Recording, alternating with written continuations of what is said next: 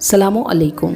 ये सऊदीया में हमारी आखिरी मेहमानी और ये दाल चावल कबाब और सलाद रात के खानों में पसंदीदा तरीन खाना किस किस को पसंद है ज़रूर बताइएगा। ये कबाब जो आप यहाँ रखे देख रहे हैं ये चिकन और आलू के कबाब हैं और हम चिकन को आलू के साथ मिक्स करके बॉईल कर लेते हैं और इन्हें मैश करके इसमें नमक और काली मिर्चें और ढेर सारा हरी धनिया डाल के कुछ अंडे डालते हैं, 1 या 2 अंडे मसाले के साथ मिक्स करते हैं और फिर कबाब को डीप फ्राई शानदार कबाब। और ये जनाब नाश्ते का मेन्यू देख रहे हैं आप, पूरियां बन रही हैं चूँकि हमने आज निकल जाना है, कल का नाश्ता पाकिस्तान में करेंगे। तो ये आखिरी नाश्ता है जो आप देख रहे हैं और ये सब कुछ घर में तैयार हो रहा है। और इसके अलावा ये जनाब देख रहे हैं आप टेबल लगी हुई है, बस अभी रफ़ीक साहब तशरीफ़ फरमा है, हलवा आ चुका है और हलवे के पीछे हलवे के दीवाने भी बस पहुँचने ही वाले होंगे।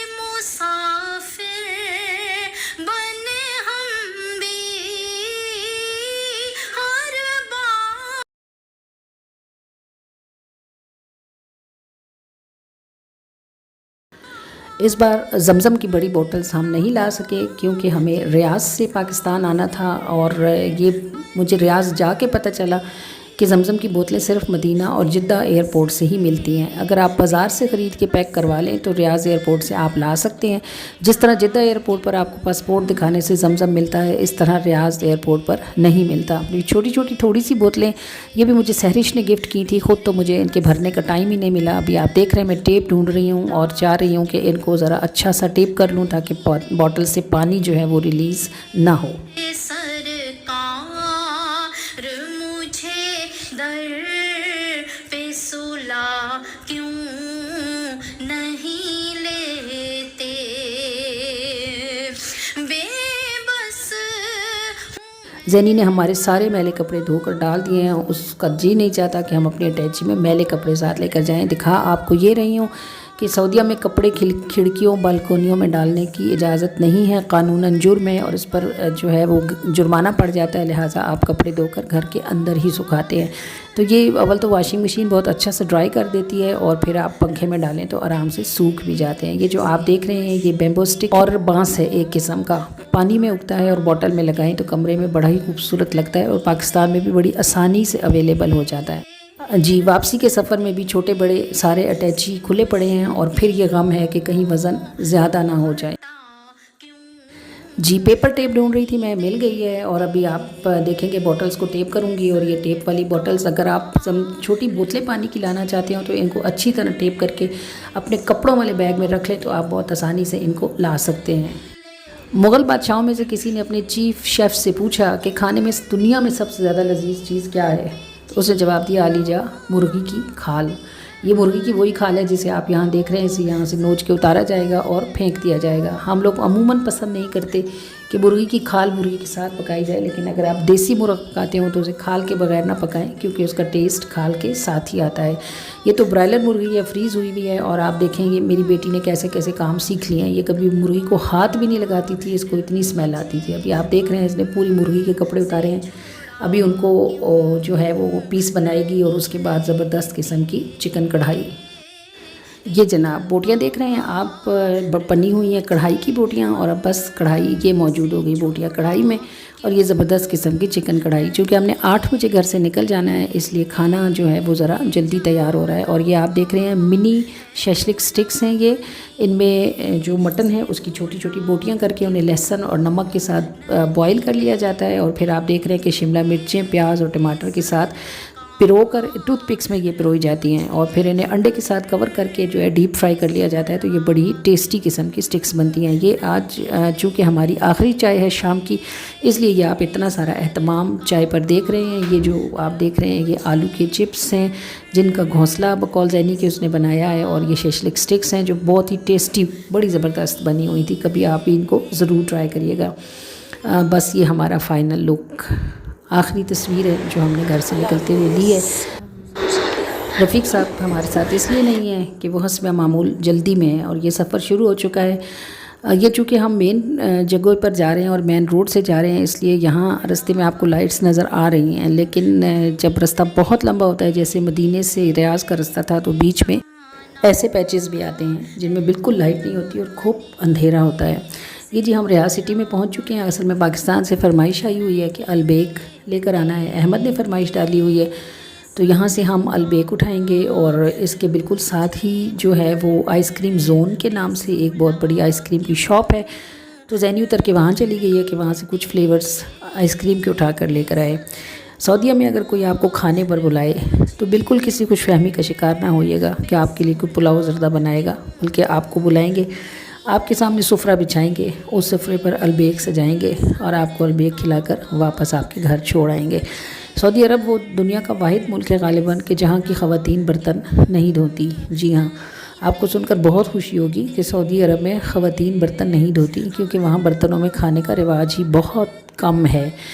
खाने के लिए प्लास्टिक की एक शीट जिसको सुफरा कहते हैं उसको बिछा लिया जाता है, चावल हों वो भी सुफरे पर डाल दिए जाते हैं, सालन भी बहुत सूरतों में सुफरे पर डाल दिया जाता है और सब लोग उसी सुफरे से खाना खा लेते हैं, यानी उस प्लास्टिक की शीट के ऊपर, और फिर बचे हुए सालन समेत उसी प्लास्टिक की शीट को उठा के डस्टबिन में डाल दिया जाता है।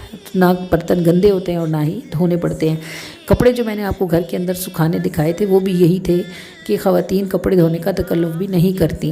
बहुत बड़े बड़े मॉल्स हैं और सस्ते दामों अच्छे कपड़े मिल जाते हैं। कपड़े 2 से 4 मरतबा पहने जाते हैं, बच्चों को पहनाए जाते हैं और उसके बाद उठाकर कचरे में फेंक दिए जाते हैं। धोने का रिवाज सऊदीया में नहीं है। जी जनाब, तो आप सऊदी ख़वातीन की खुशकिस्मती पर कितना रश कर सकते हैं। ये जो नीला फ्लेवर आप देख रहे हैं, भला इसका क्या नाम होगा। या आइसक्रीम्स के इतने फ्लेवर्स हैं, जितने कलर्स हैं उतने फ्लेवर्स हैं, और अगर आप चाहें तो अपनी मर्ज़ी के 2 से कंट्रास्ट कलर करके भी स्कूप बनवा सकते हैं। ये जनाब शॉपिंग हो गई, ये आइसक्रीम आ चुकी है और इसका कोई बहुत मुश्किल सा नाम है जो मुझे जैनी बता रही है, अभी मुझे इस वक्त वॉइस ओवर करते हुए वो नाम भूल गया है। ये आइसक्रीम खाते ही खाते हम लोग रियाज एयरपोर्ट पहुंच गए और रियाज एयरपोर्ट ने हमें हैरान कर दिया। एक ही काउंटर पर हमारा सामान ख़ुद उसामा ने बोर्डिंग करवाया और बोर्डिंग कार्ड हमें मिल गए और वहाँ से हम सीधे एक सिक्योरिटी चेक ज़ोन में इंटर हुए। एक जगह मशीन ने हमें चेक किया हमारे सामान को और जी हम पैसेंजर लाउंज में पहुँच गए। मैं बड़ी हैरान हूँ। ये गालिबन इतनी आसानी इसलिए है कि यहाँ टूरिज़म को फ़रोग़ देने का इरादा है और टूरिस्ट जो आते हैं उनको आसानी देने के लिए एक ही काउंटर से सब काम समेट दिया जाता है। मैं और रफ़ीक साहब पैसेंजर लाउंज में पहुँच चुके हैं हमेशा की नमाज के लिए, वज़ू खाने, और उसके बाद अब मस्जिद में हैं। और ये आप देख रहे हैं ये मस्जिद में किबला वाल है। मैं आपको दिखा रही हूँ उंगली से लिख कर कि यहाँ या रहमानो या रहीम लिखा हुआ है। एक लफ्ज़ सीधा है, एक लफ्ज़ उल्टा है। अगर आप थोड़ा ध्यान से देखें तो इस डिज़ाइन में आपको बिल्कुल आराम से या रहमान, ये मैं जिस पर हाथ फेर रही हूँ, ये या रहमान लफ्ज़ लिखा हुआ है और इसके साथ या रहीम लिखा हुआ है और ये क़िबला वॉल है। एयरपोर्ट पर बहुत ही शानदार मस्जिदें हैं और वाशरूम्स इंतहाई साफ़ सुथरे और भी है हर रोज़ का मरना,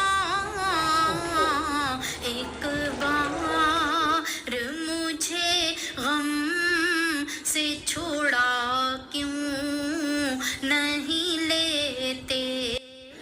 हम पैसेंजर लाउंज पर बस अब फ़्लाइट का इंतज़ार कर रहे हैं। अभी अनाउंसमेंट होगी। सेकंड ज़ोन में हमारा नंबर आया हुआ है। ये आप देख रहे हैं कि हम पैसेज में चल रहे हैं उस राहदारी में जो जहाज़ तक लेकर जाती है। रफ़ीक साहब बस बिल्कुल मेरे पीछे ही हैं और हम तकरीबन अब जहाज़ के दरवाज़े तक पहुंचने ही वाले हैं।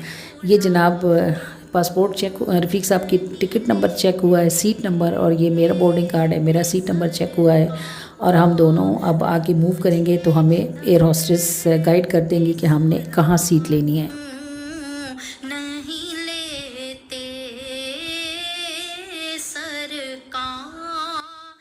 सऊदी एयरलाइन का खाना सऊदी खानों की तरह किसी नमक मिर्च के जायके से आरी होता है, क्योंकि सऊदी कोई तीखा फीका खाना ज़्यादा पसंद नहीं करते। ये जनाब कोई किसी किस्म का कस्टर्ड ट्राइफल कैरेमल टाइप की कोई चीज़ है, या आप छोटी छोटी पूरियाँ देख रहे हैं, ये कस्टर्ड ट्राइफल है कि एक तरह का चॉकलेट ट्राइफल है। और ये आप रंग बिरंगा जो देख रहे हैं ये सैलड है, वेज सैलड है ये।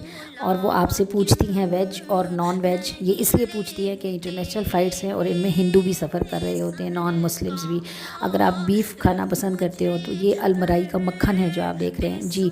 अगर आप गोश्त खाना पसंद करते हो तो आप नॉन वेज बोलेंगे, क्योंकि जब वो पूछ रही थी तो मैं देख रही थी कि बहुत से पाकिस्तानियों को समझ नहीं आ रही थी कि वेज और नॉन वेज में क्या कहना है। तो आपने नॉन वेज कहना है ताकि आप कोई बिरयानी वगैरह खा सकें। ये बिरयानी का पैकेट है जो हमने खोला है, मटन की बिरयानी है लेकिन बिल्कुल फीकी है, इसका कोई टेस्ट नहीं है, लिहाजा ये हमने सिर्फ आपको दिखाने के लिए खोली है और इसी तरह पैक इनको वापस कर देंगे। ये ओवरऑल बहुत बड़ा जंबो जेट है जिसका व्यू है ये, जिसमें हम ट्रैवल कर रहे हैं। और हमारी सीट अगर खिड़की के साथ होती तो हम आपको रास्ते के मनाजिर भी ज़रूर दिखाते और आपको लैंडिंग की भी पिक दिखाते, लेकिन सीट मिडल में थी तो बस हम डायरेक्ट लैंड कर चुके हैं। और अभी आप ये जो देख रहे हैं ये लगेज लाउंज है जिसमें सामान लोगों का बेल्टों पर आ रहा है और ये हम एक्सलेटर्स के ज़रिए से लगेज लाउंज में उतर रहे हैं। ये सब ध्यान से देखते रहिए ताकि आप सीख जाएं कि आपने फ़ज़ाई सफ़र कैसे करना है। ये जनाब हम अपना सामान बेल्ट से उठा चुके हैं, ट्रॉली तैयार है और अभी पता चला है कि अहमद के आने में थोड़ी सी देर है, वो कुछ पीछे है। तो रफ़ीक साहब को आपको मालूम है बहुत जल्दी रहती है, तो उन्होंने कहा कि हम ख़ुद ही बाहर निकल जाते हैं। और ये हमारा पहला उम्रा है जिस पर हम अपना सामान लेकर ख़ुद बाहर निकल रहे हैं, मगर ना जब ग्रुप साथ होता है तो बाहर एक हंगामा पड़ा होता है। तभी हम लोग ये सामान ट्रॉली लेकर बाहर निकल रहे हैं और अहमद के साथ मोबाइल पर रब्ता करेंगे कि उसने गाड़ी कहाँ पार्क की हुई है। ये जनाब हमारा गुल्ला है, सख्त बीमार हो गया था हमारे पीछे और अभी आप देख रहे हैं कि इसकी आंखों में बेयकीनी है, हैरानी है और उसके साथ खुशी है और इसका खिलखिलाना माशाल्लाह दादा अबू को देखकर जितना खुश हुआ है ये आपको इसके खिलखिलाने से ही अंदाज़ा हो रहा होगा। और आफ्टर ऑल हम अपने घर में 42 दिनों के बाद वापस ईस्ट और west, home is the best. अल्हम्दुलिल्लाह। अस्सलामु अलैकुम व रहमतुल्लाह।